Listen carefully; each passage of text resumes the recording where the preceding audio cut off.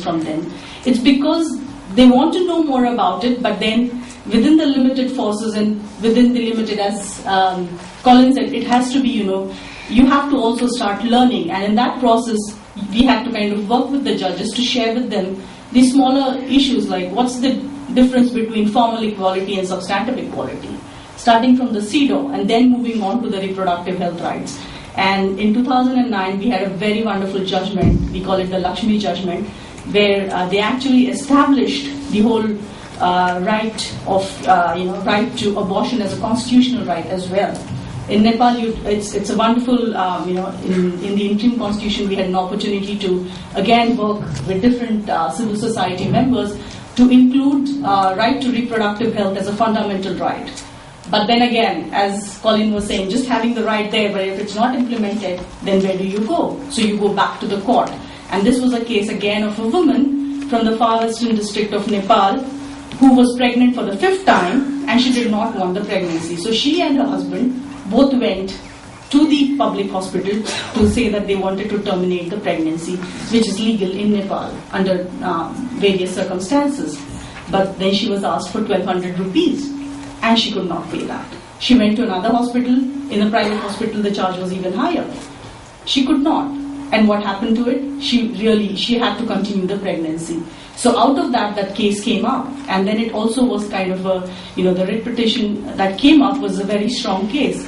And in that case, the judgment that has come up, of course, one of the things that I already mentioned is establishing right to abortion as a constitutional right, but then also asking to the government to formulate a separate law on abortions which has a rights-based approach, which looks at the reproductive rights framework that has come over the period of years. And then that's like a directive order given to the government. But now again, we have a very good judgment, but in terms of implementation, we don't have a law. So then that's our third strategy, where we are working with national human rights institutions, and in this case, we are working with the National Women's Commission to draft a bill which is on a rights-based approach. And then, because if you have the National Women's Commission with you, it's easier to then get it through the legislature for signature or for enactment. So this is some of the work that we've been doing, and I'm sure we'll have more opportunities to share. And if you're interested in any of the issues that I've raised, I'm more than happy to share more details with you. Thank you once again, and I'm really delighted to be here and learn more from all of you. Thank you.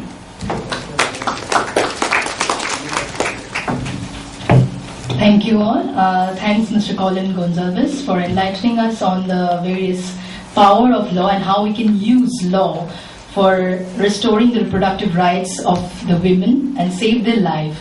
Thank you, Mr. K.K. Raj, and thank you, Ms. Ragmi, for enlightening us with the work which Center of Reproductive Rights is doing. And I hope that we can also take up a few of the cases from Nepal and relate it and work in Indian arena. Thanks a lot. So without delaying much, we'll move into the next session. Before that, I would like to make a few announcements. Just to mention, please keep, it's a request, please keep your mobile at a silent mode. Next, you have got a folder, a bag, in which you have got a clear folder which will be containing few documents. One is the evolution form, one is travel reimbursement, and the other is the NGO profile. So please fill in this form. This is very important for the logistics, and obviously we need both the NGO profile form and the evolution form to be filled up, so that you can get also the reimbursement done within tomorrow. So you can give those documents filled up together in the clear folder tomorrow by lunchtime, during the lunch. For that, you have the faces, Mr. Sanjay Sharma and Ms. Carla. You can see, if you can raise your hands, you have to contact these two faces for the logistics. So moving into the next session, our next session is on reproductive rights case laws. The recent success cases will be discussed by our distinguished panel, consisting of Advocate Jayashree Satpute from Human Rights Law Network, Delhi, Ms. Advocate Sandhya Raju from Human Rights Law Network, Kerala, Advocate Anand Astana from New Delhi, and Advocate Namrata from Uttar Pradesh, and Miss Advocate Shanu Sagupta Khan from Madhya Pradesh. Can I request them to come up to the dais and put up their talk? We also have we also have to check the time. So my request is to the distinguished panel to keep the time. So please keep your talk within the time limit of 7 minutes. Thanks. Per speaker. Yeah, per speaker.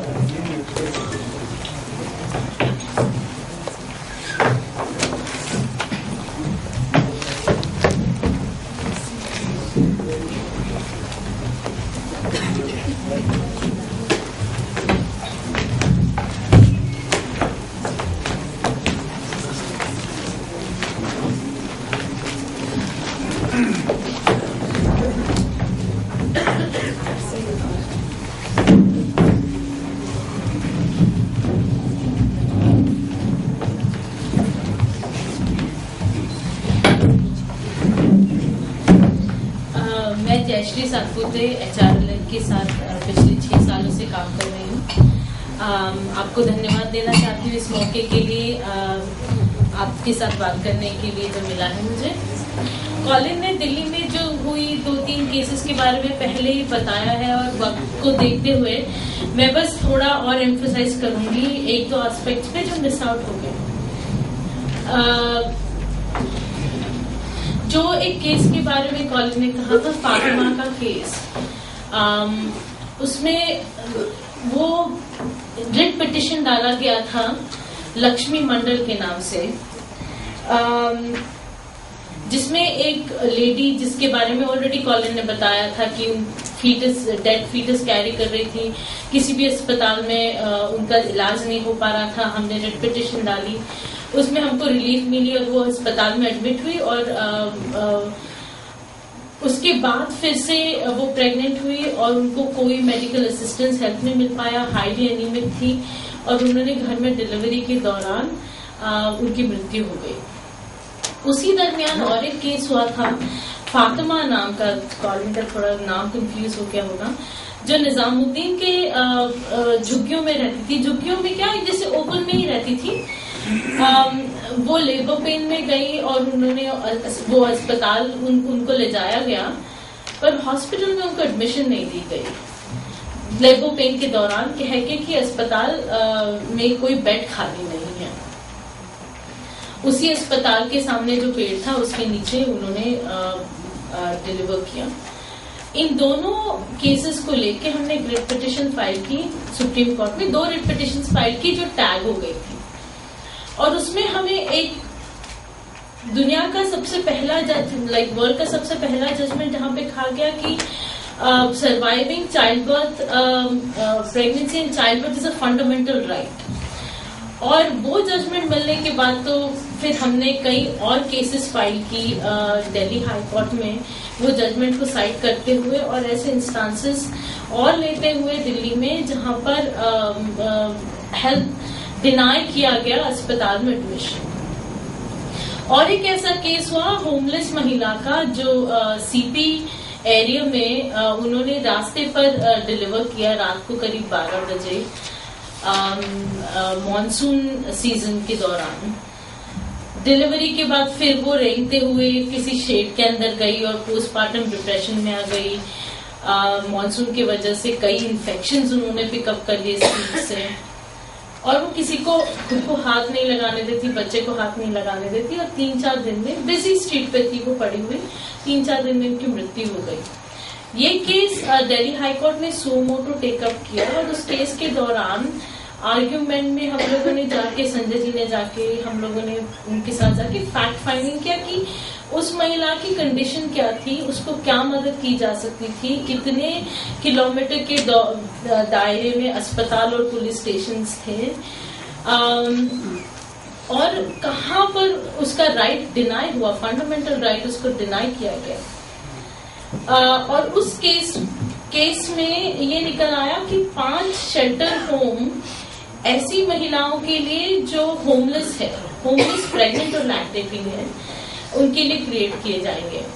उसमें भी बहुत बड़ी दिक्कत है। हम NCT area में, central Delhi में locate करना चाहते थे, गवर्नमेंट से थोड़ी अदबर हो गई, वो सेंट्रल दिल्ली में नहीं हो पाया, थोड़ा दिल्ली के आसपास शेल्टर होम्स है, पर उसमें हम कुछ आगे कंटेम्प्ट डालने की सोच रहे हैं।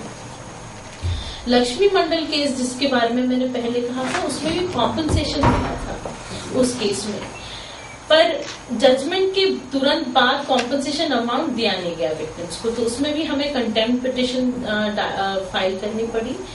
जैसे कंटेम्प्ट पिटिशन फाइल हुई, करीब 2-3 महीने के अंदर वो जो कॉम्पनसेशन अमाउंट था